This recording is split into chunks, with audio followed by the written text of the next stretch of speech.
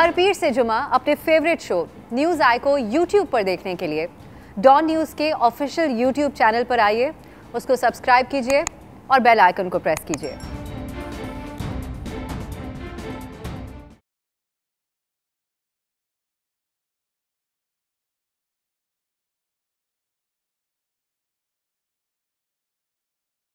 अस्सलामुअलैकुम, मैं हूं अफसा कोमल। मुल्क में महंगाई तारीख की बुलंद तरीन सतह पर पहुंच चुकी है, जैसा कि डॉलर 173 पर पहुंच चुका है आज। और फिर हर चीज़ की कीमतें आप जो अवाम हैं उनके सामने हैं, इस हद तक पहुंच चुकी हैं कि बखूबी सारे जो हमारे नाजरीन हैं देखने वाले वो इससे आगाह होंगे। सोशल मीडिया पर किस किस्म की पेट्रोल प्राइसेस के ऊपर मीम्स चल रही हैं, लोग क्या बातें कर रहे हैं और गम और गुस्से का भी अवाम इजहार कर रहे हैं। इन हालात में वफाकी वज़रा जो अपोजिशन में जब थे तो सिविल नाफरमानी की कॉल्स दिया करते थे।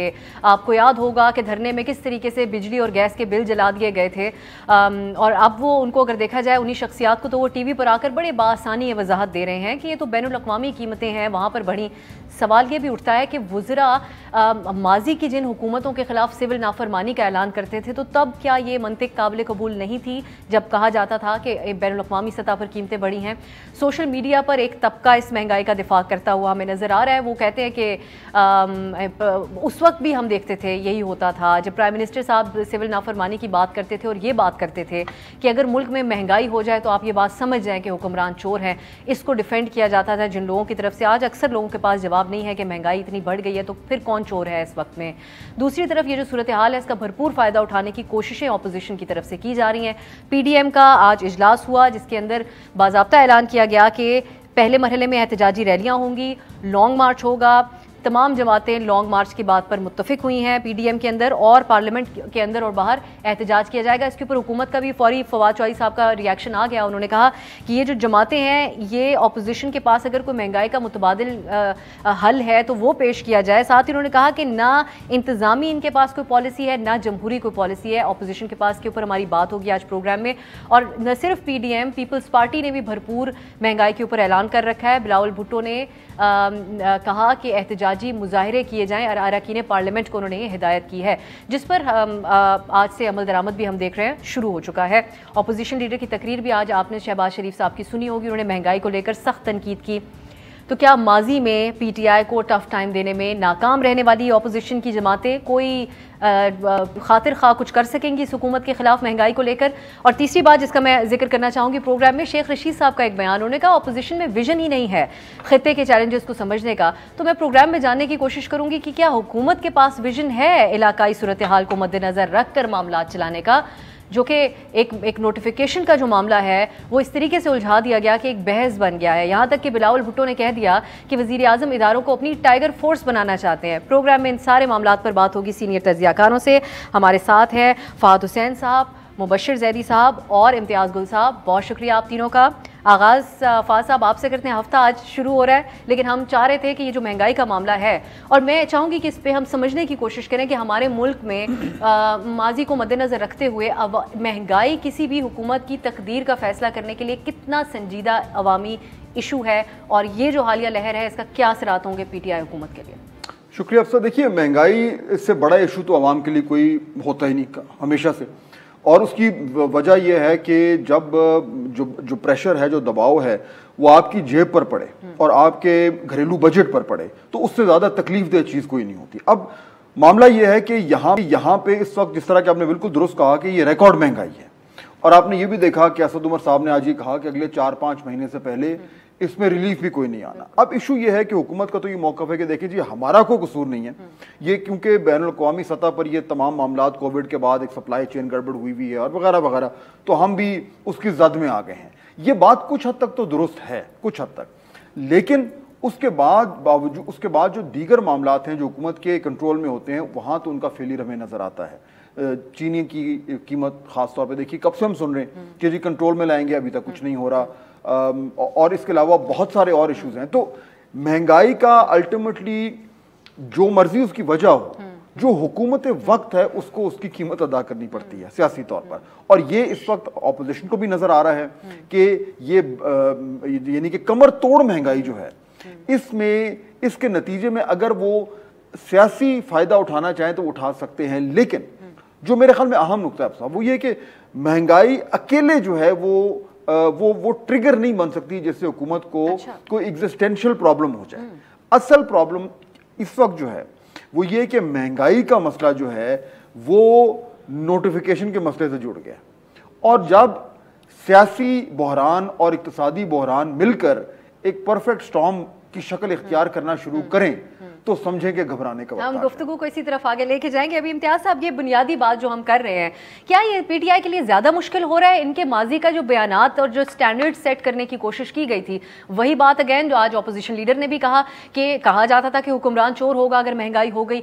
यही एक वजह, क्योंकि गिवन द कोविड की सूरत हाल और ये सारी चीज़ें जो हुई और फिर इंटरनेशनल मार्केट की प्राइसेस वगैरह का जिसका हवाला हुकूमत देती है, या फिर ये वाकई ही गैर मामूली सूरत हाल है इस हुकूमत के लिए और सर्वाइवल की जंग बन सकती है? देखिए, सर्वाइवल की जंग का तो मैं नहीं कह सकता, लेकिन इंतहाई मुश्किल सूरत हाल ज़रूर है। और जो बातें बढ़ बढ़ के वज़ीर आज़म ने और उनके साथियों ने माजी में कही थी, वही अब उनको हॉन्ट कर रही हैं। और उससे ये ज़ाहिर होता है कि जब वो हुकूमत से बाहर थे तो उनको इस रियासत की जो गवर्नेंस की पेचीदगियाँ हैं उनका कतन एहसास ही नहीं है। उन्होंने कोई तैयारी ही नहीं की हुई थी, और जब हुकूमत इन्होंने संभाली तो उसके बाद जब दस्तावेज़ात पे इन्होंने हाथ डाला तो तब इनको एहसास हुआ कि ये तो एक भेड़ों का छत्ता है जिसमें उन्होंने हाथ डाल दिया है। तो वो बड़ी, मैं समझता हूँ, बड़ा सियासी भोलपन था जिस अंदाज में वक्तन फ़वक्तन इमरान खान और उनके साथी तकरीरें करते रहे।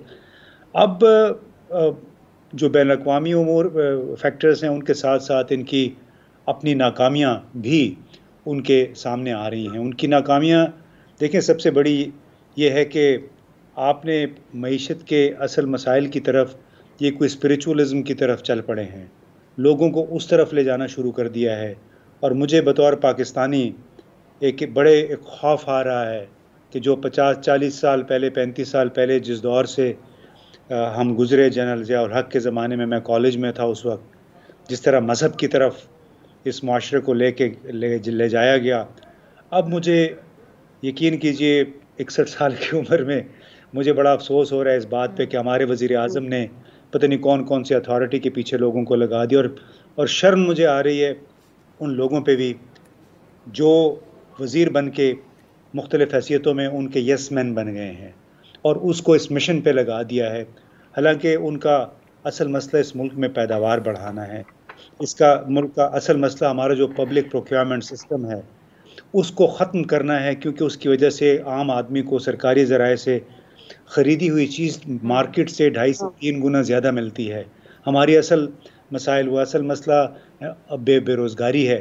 तो वो जो माफियाज थे, चाहे वो चीनी वाले थे या वीट फ्लावर मिल्स, वो भी एक अलग माफिया है, वो एक अलग कहानी है एक्चुअली, जो कि फ्लावर मिलें किस तरह ऑपरेट करती हैं, कितने माफिया दर माफिया हैं।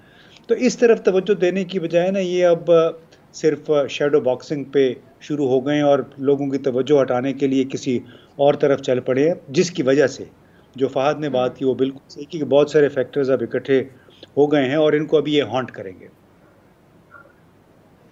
मुबशिर साहब, आपकी नज़र में जिस तरफ इम्तियाज़ साहब ने बात की उस तरफ लगाकर अवाम को या सबको, क्या इससे कोई फ़ायदा हासिल हो सकता है इस हुकूमत को?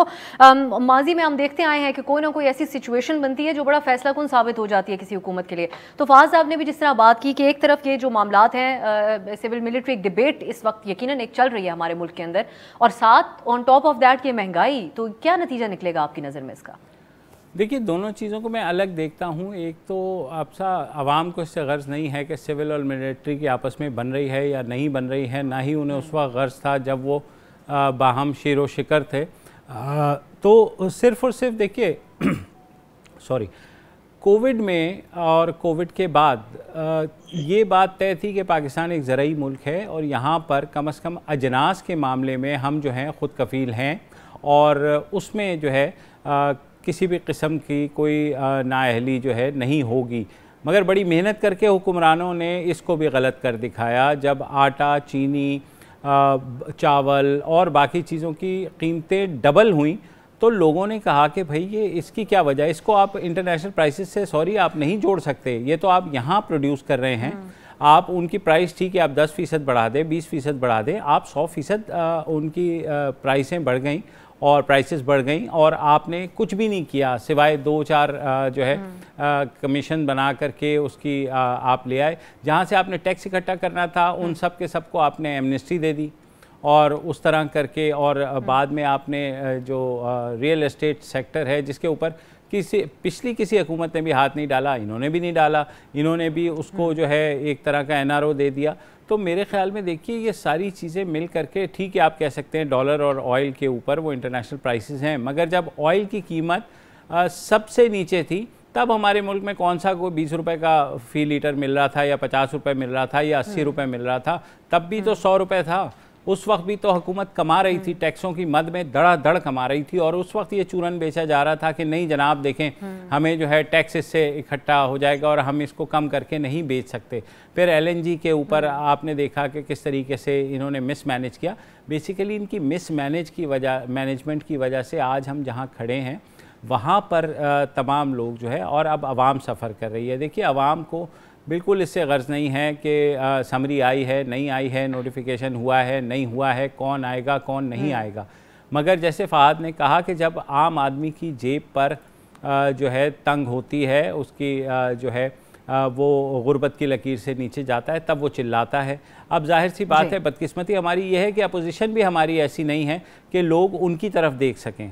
वो उन्होंने भी सारी जो अपनी कोशिशें हैं वो इस बात पर लगाई कि किसी तरीके से उनको जो है कोई रिलीफ मिल सके उनके रहनुमाओं को, ना कि आम आवाम को। इसीलिए आप देख रहे हैं कि जो जलसे भी होते हैं, ठीक है आपके अपने हद तक आपके जो जाले हैं या मतवाले हैं या जो भी हैं वो आ जाते हैं, मगर आम आवाम की पार्टिसिपेशन नहीं है, उनकी तो कोई भी नहीं सुन रहा।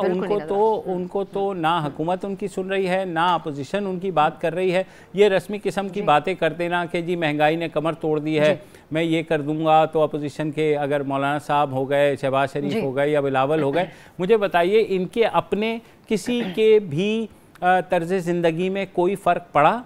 कतई नहीं। ये वो अभी भी वो बादशाहों वाली ज़िंदगी गुजार रहे हैं और आवाम जो हैं वो फ़कीर बने हुए हैं। जी बिल्कुल, मैं बिल्कुल इसी एक ब्रेक की तरफ जाएंगे, आके यही हमारा मौजू होगा कि अब जो ऐलान किया है PDM ने और बिलावल साहब ने भी बड़ा भरपूर ऐलान किया, तो जो आवाम निकलेंगे वो इस महंगाई और दीगर मसाइल के लिए निकलेंगे उनके साथ, या फिर वो एतमाद इस ऑपोजिशन के ऊपर है भी आवाम को, जिस किस्म का कॉन्फिडेंस वो लोग दिखाते हैं आके कि पूरे लॉन्ग मार्च होगा तो सारे लोग हमारे साथ निकलेंगे। बात होगी एक ब्रेक के बाद।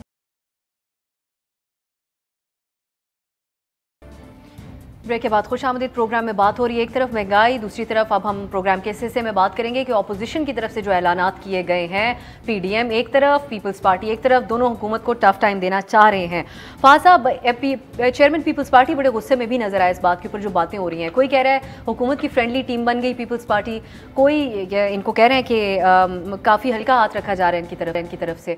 सो वो आपकी नज़र में बिलावल भुट्टो भी जब ये बात करते हैं और जरदारी साहब भी करते हैं कि अगली बारी हमारी होगी, तो ये किस यकीन दहानी के तहत, क्या किसी यकीन दहानी के तहत ये बात होती है और ये इल्ज़ाम ठीक है जो इस वक्त जो बातें की जा रही हैं? देखिए, ये तो मेरे ख्याल में हर सियासी जमात ये दावा करती है कि ये अगली बारी हमारी और हमने इक़्तिदार में आना है, ये तो एक रिवायती सी बात है। लेकिन उससे ज़्यादा इम्पोर्टेंट ये है कि इस वक्त अपोजिशन जमातों को ये नज़र आ रहा है कि वो तमाम बंद दरवाजे जिनका उनको सामना था 8 से 1 महीना पहले तक, उनमें से चंद दरवाजे खुलने शुरू हो गए हैं शायद। अच्छा, अब ये तासुर है। देखिए, एक चीज़ तो क्लियर है कि जिस दरार का हम बात कर रहे हैं वो दरार तो आई है। एक पेज जो है, हमें नहीं पता कि वो पेज पलट क्या है, लेकिन उस पेज में कम से कम कुछ यानी कि कहीं ना कहीं से उसके कोने जो हैं वो कुछ फटे ज़रूर हैं। जब ऐसा होता है तो एक स्पेस क्रिएट होती है। अब सवाल ये कि उस स्पेस को कौन एक्सप्लॉइट करेगा। जाहिर बात है अपोजिशन को ये नज़र आ रहा है कि अगर हम अपनी अच्छी सियासत करें या अक्लमंदी से सियासत करें तो शायद हम उस स्पेस को ऑक्यूपाई कर पाएं। लेकिन उसमें 2 बड़े इंपॉर्टेंट इशूज हैं। पहला इशू तो यह है कि अभी हमें ये नहीं मालूम कि वो स्पेस कितनी खुली है और कितनी देर के लिए खुली है। यानी हुकूमत से पूछो, वो कहते हैं जी अगर खुली भी है तो ये अगले 2-4 दिन में बंद हो जाएगी जब वो नोटिफिकेशन आ जाएगा। लेकिन अगर वो बंद नहीं होती, क्योंकि कुछ लोगों का कहना है कि नोटिफिकेशन आने से जो है वो जख्म जो है वो नहीं भरे जाएंगे, अगर ऐसा होता है और स्पेस खुली रहती है तो फिर मेरे ख्याल में कि ये इम्कान होगा कि अपोजिशन के जो दावे हैं वो शायद उसको पहले वो सीरियसली लेना शुरू करें और उसके बाद मैं और आप और इम्तियाज़ गुल साहब और मुबश्शिर ज़ैदी साहब भी करें। तो बेसिकली अगर आप इजाज़त दें तो मैं क्रिकेट की एनालॉजी में बात कर लूं, क्योंकि बाकी तो जरा बात करना थोड़ा मुश्किल हो रहा है। वो सही तरीके से आएगी। देखिए मेरे ख्याल में पहले जो है वो इमरान खान साहब जो हैं वो जब नए नए आए थे तो वो पिच पे अकेले खेल रहे थे और फील्डर जो था वो भी फील्डर भी उनके अपने थे और जो तमाशाई थे वो भी अपने थे और अंपायर भी अपना था और फिर भी शॉट्स नहीं लग रही थी। अब क्या मसला हुआ है कि अब जो बॉलर है वो दूसरा कोई और आ गया है, पिच जो है वो थोड़ा स्पिन करना शुरू हो गई है, बॉलर की हवा में बॉल स्विंग भी कर रही है, फील्डर भी थोड़े से जो है चौकस हो गए हैं, तमाशाई जो है वो जनरल पब्लिक आ गई है और अंपायर कह रहा है कि अगर आप आउट हुए तो मैं आउट दे दूंगा।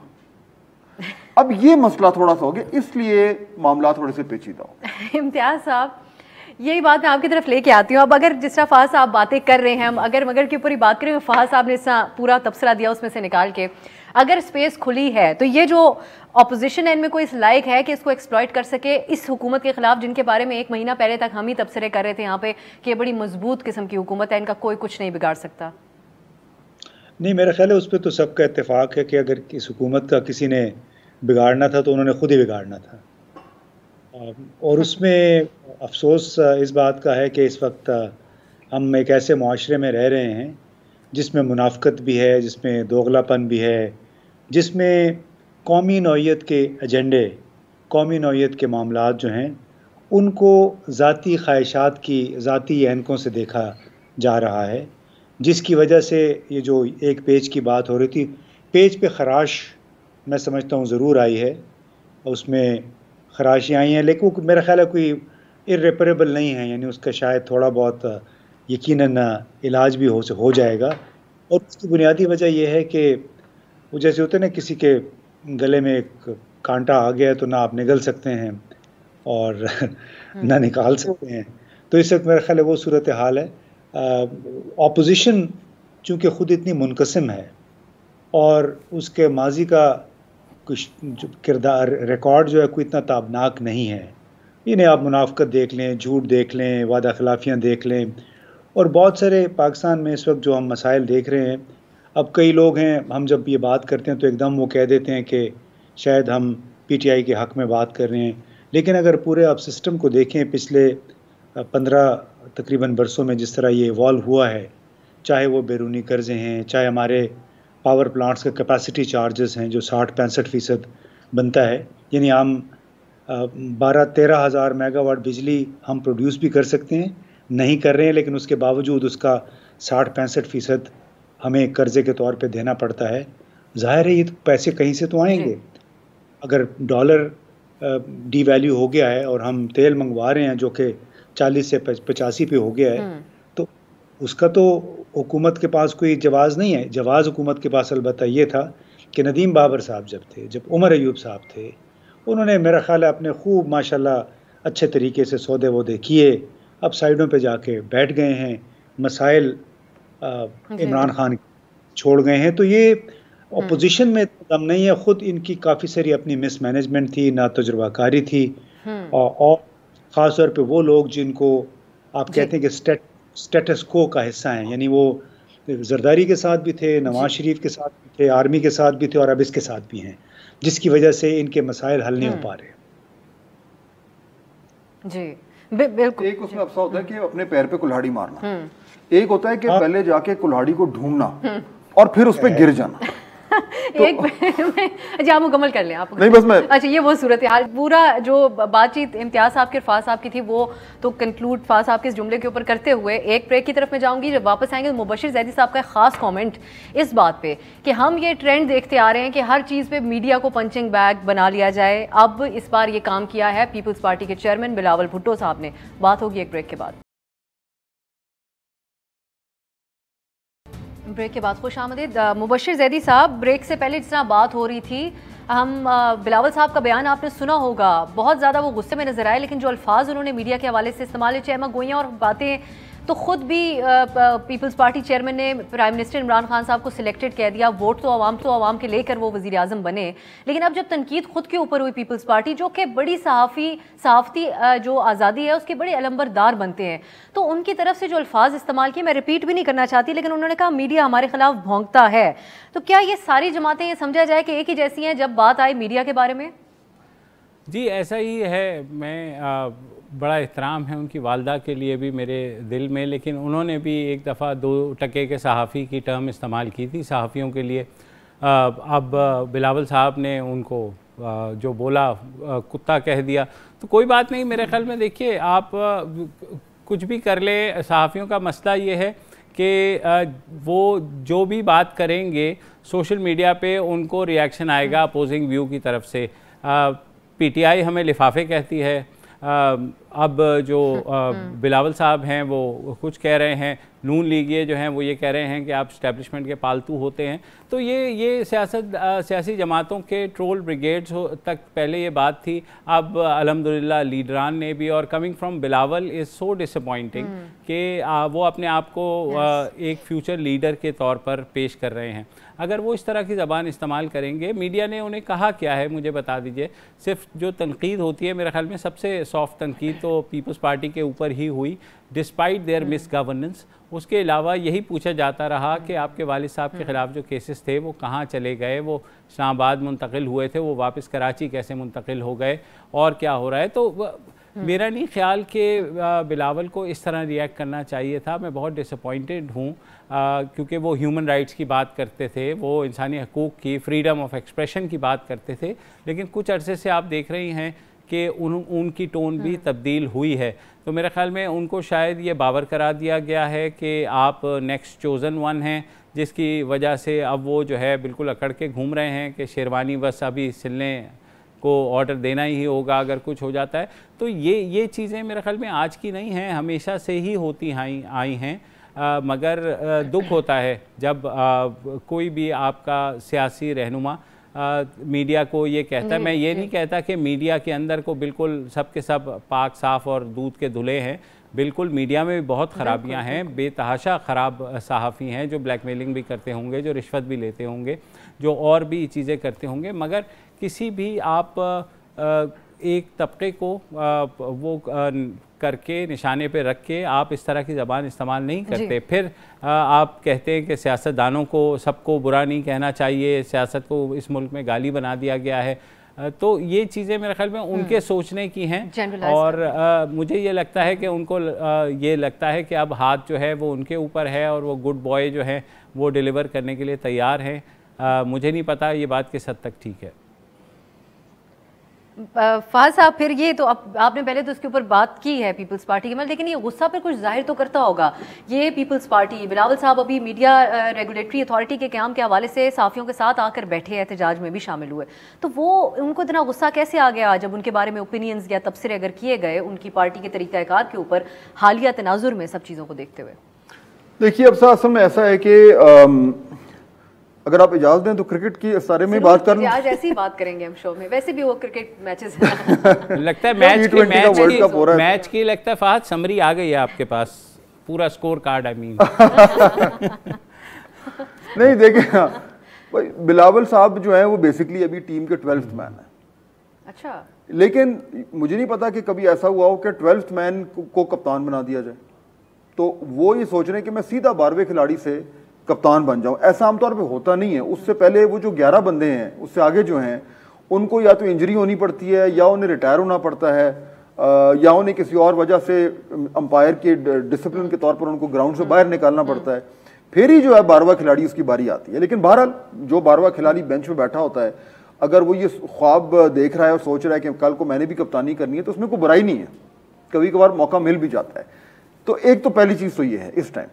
और दूसरी चीज़ मेरे ख्याल में ये है कि जो देखिए अभी मुबशर बात कर रहे थे, मैं आपको बताऊं ये मीडिया के हवाले से, अब देखिए ना मुबशर कितने अरसे से यानी मीडिया में हैं, कोई जो यानी प्रिंट पे भी इन्होंने कर लिया, टेलीविज़न भी कर लिया, लिखते भी हैं, टेली प्रोग्राम भी करें। इम्तियाज़ गुल साहब जो हैं इंटरनेशनल मीडिया में काम कर चुके हैं, लंबी इनिंग्स खेली हुई है।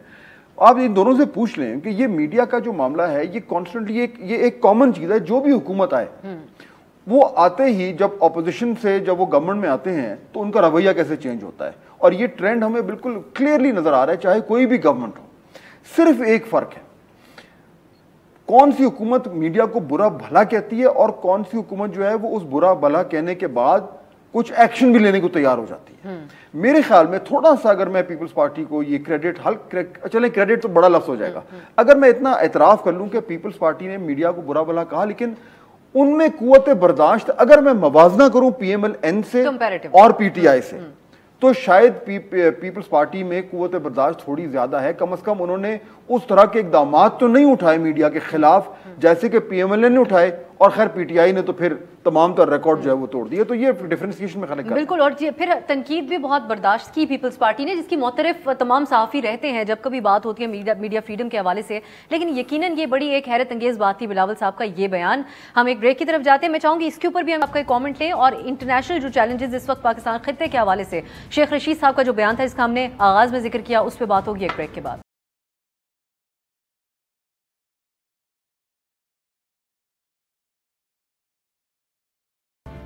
ब्रेक के बाद खुश आमदीद। इम्तियाज साहब, ब्रेक से पहले जो बात होती है एक कमेंट आपका भी मैं चाहूँगी इसके ऊपर। ये जो रवैये हैं ये हम देखते हैं सोशल मीडिया पे भी बड़े एक्सट्रीम किस्म के रवैयों का सामना करना पड़ता है। ये पहले से ऐसा ही है या वक्त के साथ आप इसको बदलते हुए देख रहे हैं इंटॉलरेंस इस हिसाब से, या इस हुकूमत का पैदा करदा भी एक सूरत हाल है जिसपे उनके नक्शे कदम पर चल पड़ी है अपोजिशन भी? अब देखिए, ये कोई नया रवैया नहीं है, हमें ये जहन में रखना चाहिए कि हमारा मुआशरा बुनियादी तौर पर एक जागीरदाराना वडेराना जहनीत का हामिल मुआशरा है जहाँ पे तनकीद बर्दाश्त नहीं होती है। 1993-94 में बेनज़ीर भुट्टो साहबा की हुकूमत थी जब पहली मरतबा किसी अखबार के कारकुन के ख़िलाफ़ बगावत का मुकदमा आर्टिकल 6 के तहत दर्ज हुआ था, सईद अहमद साहब, क्योंकि उस वक्त लोगों ने बातें शुरू कर दी थी। और बुनियादी तौर पे मुझे याद है, चाहे मैंने बेनज़ीर साहबा के साथ बात की या नवाज़ शरीफ साहब के साथ या जनाब परवेज़ मुशर्रफ साहब के साथ, हर एक का ये ख्याल होता था कि जी आप हम पे बड़ी तनकीद करते हैं, इसलिए कि हमने तो किसी से खाना पीना नहीं था, लेकिन हमें कोई ज़ाहिर है कोई कॉन्सिक्वेंसेस का सामना नहीं करना पड़ा। लेकिन बुनियादी तौर पे चूँकि बर्दाश्त की कमी है, चाहे वो आज 1993-94 की आप बात करें, चाहे 1977 जनरल ज़िया-उल हक के मार्शल लॉ की बात करें, बल्कि आज तो अदम बर्दाश्त बहुत ज़्यादा हो गई है और ये दुनिया भर में हुआ है। ये मतलब मैं पाकिस्तान में इसको कोई कंडोन नहीं करता। आप अगर देख लें जिस अंदाज की गुफ्तगू इस साल जर्मन इलेक्शन में हुई, जिस तरह की गुफ्तगू फ्रांस के इलेक्शंस में हो रही है, जिस तरह बरतानिया में हुई पिछले इलेक्शन में, तो उससे ये ज़ाहिर होता है कि दुनिया में पैरोकियलिज्म अब ज़्यादा आ गया है, लोगों में बर्दाश्त कम हो रही है और लोग बड़े एक तंग नज़र से तमाम मामलात को देखते हैं, अपने अपनी एक दुकान सजाई होती है। लिहाजा इसमें कोई अचंभे की बात नहीं है। अलबत्ता जो बिलावल साहब ने बात की ना, उन्होंने तो एक नया रिकॉर्ड कायम किया है। यानी अगर साइट के इलाके में जो टूटी फूटी सड़कें हैं 35 साल से, उसका जिक्र किया जाए जो कि इनकी जिम्मेदारी है, या अगर कूड़े करकट के ढेरों का, मैं टीवी पे भी और बहुत सारी फुटेज देख रहा था, उसका मतलब है कि फिर सहाफ़ी भौंक रहे हैं। लेकिन अगर वो आपकी हाँ में हाँ मिला लें, आप पे तनकीद ना करें, आपसे न पूछें कि HIV एड्स का इस वक्त एपिसेंटर लड़काना है कि नहीं है, फिर आप ठीक हैं, बिल्कुल आप कोशर हैं उनके साथ। वही रिवायती साहब, बिल्कुल बिल्कुल वही अंदाज है। बिल्कुल, अब क्योंकि हम भी जरा वक्त भी मेरे पास कम है, जरा पीपल्स पार्टी के बारे में मैं चाहूँगी थोड़ी सी और बात कर लेते हैं। फाज साहब, सिंध में बैड गवर्नेंस की मिसालें कायम हुई और अभी तक हैं। सवाल करने पे इम्तियाज साहब ने कहा ये मामलात बनते हैं। विफाक में भी पीपल्स पार्टी की हुकूमत 2 बार रह चुकी, लोगों ने देखा हुआ है। इस वक्त क्या है पीपल्स पार्टी के पास एक सेलिंग पॉइंट यकीन दहानी कराने को, अवाम को निकालने के लिए बाहर? पीपल्स पार्टी के पास इस टाइम अगर उस तरीके से अगर आप अवाम के नुक्ता नज़र से देखें तो उनके पास सेलिंग पॉइंट कुछ भी नहीं है। हाँ, अगर वो इस्टेब्लिशमेंट के नुक्ता नज़र से देखें तो शायद वो अपना उन्होंने कुछ ना कुछ एजेंडा शायद बनाया हो और वो ये कहें कि जी हम जो है वो लीस्ट हार्मफुल हो सकते हैं या लीस्ट डेंजरस हो सकते हैं, ये एक सेलिंग पॉइंट है। लेकिन अदरवाइज आप देखें कि उनके पास सिर्फ सिंध है, एक नेशनल पार्टी सिंध में रिस्ट्रिक्ट होकर रह गई है। सिंध में उनकी गवर्नेंस जो है वो हम सबके सामने है। हालांकि उनके पास अच्छे लोग हैं, अच्छी टीम है, एक्सपीरियंस पार्लियामेंटेरियंस हैं, लेकिन उसके बावजूद सिंध में उनके पास एक सुनहरी मौका था कि वो एक इनकलाबी किस्म की गवर्नेंस करते और आज को उसकी बुनियाद पे पंजाब में भी आके सियासत करते, लेकिन ऐसा नहीं हुआ। तो मेरे ख्याल में पाकिस्तान पीपल्स पार्टी अपने पैरों पर अगर वो इलेक्शन लड़ने जाएगी तो उसको पंजाब में बड़ा सीरियस प्रॉब्लम होगा। अगर को वो जोड़ तोड़ की सियासत करे तो शायद उसको कुछ मिल जाए। इन सूरत हाल में कुछ हो सकेगा। फाद हुसैन साहब आपका बहुत शुक्रिया, मुबशर जैदी साहब आपका भी बहुत शुक्रिया और इम्तियाज़ गुल साहब आपके वक्त का भी बहुत बहुत शुक्रिया। नाज़रीन, यही बात जो हमने कही है, अगर तनकीद मीडिया कर रहा है तो उसका जवाब किसी और तरीके से भी दिया जा सकता है। इतना इंतहाई किस्म का मौक़िफ़ अपनाना बड़ा बहुत अजीब लगा और डिसअपॉइंटिंग था तजियाकारों के ख्याल में भी। आज के लिए इजाज़त दीजिए, खुदा हाफिज़।